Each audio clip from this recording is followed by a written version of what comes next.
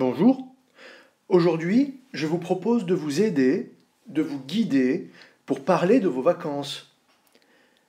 Alors, nous allons voir quelles informations il faut donner, quels points essentiels il faut développer pour parler de ces vacances.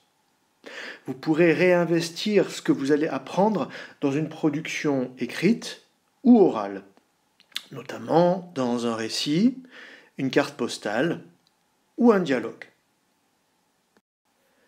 Alors, pour parler de ces vacances, il faut répondre à des questions essentielles. Pour parler de ces vacances, il faut d'abord répondre à la question « quand ?». C'est-à-dire qu'il faut ancrer l'action dans le temps. Il faut la situer sur l'axe du temps. Pour parler de ces vacances, il faut aussi répondre à la question « où ?». Ça nous permet de planter le décor, de donner un cadre, de situer l'action dans l'espace, de donner quelques indications de lieu. Ensuite, il faut préciser quelles activités l'on réalise. Pour cela, il faut répondre à la question « quoi ?». Il faut également répondre à la question « avec qui ?». C'est-à-dire qu'il faut parler des personnes qui nous accompagnent ou des personnes que l'on rencontre. Enfin, il faut répondre à la question « comment ?». C'est-à-dire qu'il faut donner des détails sur nos impressions, sur la manière dont les actions se sont passées. Alors, comme je l'ai dit il y a quelques instants, pour parler de ces vacances, il faut indiquer, préciser d'abord le moment de l'action. Il faut répondre à la question « quand ». Alors, on va pouvoir répondre à la question « quand » en donnant quelques informations, quelques précisions sur la date, sur la durée ou sur la saison. Par exemple, je suis parti en vacances le 10 décembre, au mois de décembre. Et je suis parti pendant une semaine. Plus précisément, du 10 au 18 décembre. On peut préciser la saison en disant c'est en été, c'est en automne, c'est en hiver, c'est au printemps. Alors, pour répondre à la question où, on va devoir donner des précisions sur le lieu, la situation géographique et l'hébergement. Alors on va parler du lieu et de la situation géographique, plus pour préciser la location de l'endroit où nous sommes. Ça peut être une région, ça peut être également un pays. Donc vous pouvez être au bord de la mer, à la montagne, en ville, au centre-ville ou à la campagne.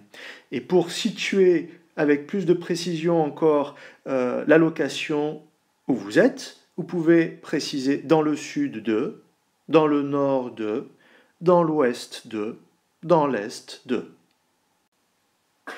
En ce qui concerne l'hébergement, le lieu où vous êtes logé, ça peut être à l'hôtel, au camping, chez une correspondante, chez mes grands-parents, chez un ou une amie, dans une auberge de jeunesse, dans un chalet ou dans une pension.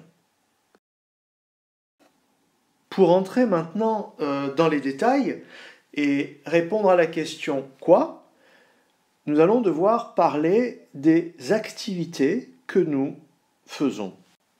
Alors, il peut s'agir d'activités sportives, culturelles ou sociales, comme par exemple se promener, visiter des musées, goûter une spécialité locale, rencontrer des amis, prendre des photos, envoyer des cartes postales, participer à une excursion, visiter des monuments, visiter un site historique ou acheter des souvenirs.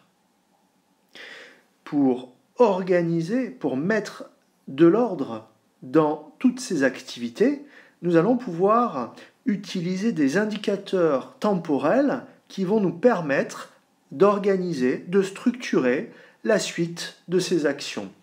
Alors, On peut s'appuyer sur l'organisation chronologique, la suite chronologique des actions en utilisant d'abord, puis, ensuite, après, enfin, finalement.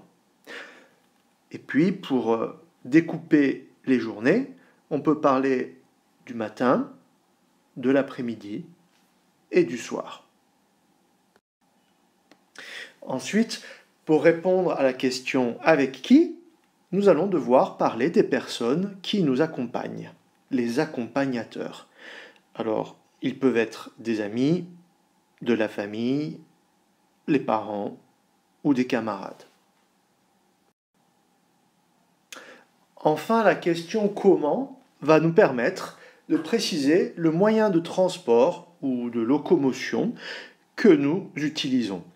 Nous pouvons voyager en train, en avion, en voiture, en bus, en bateau, à pied ou à vélo.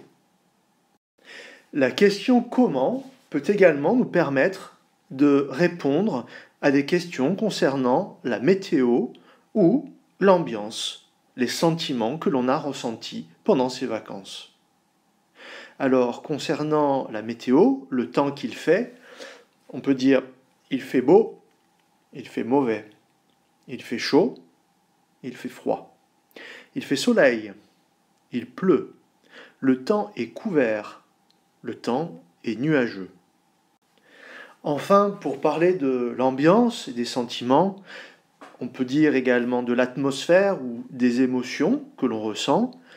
Alors, si nous avons une opinion positive des vacances que l'on a passées, on peut dire c'est vraiment génial, c'est extraordinaire, c'est fantastique, c'est formidable, c'est inoubliable, c'est magnifique.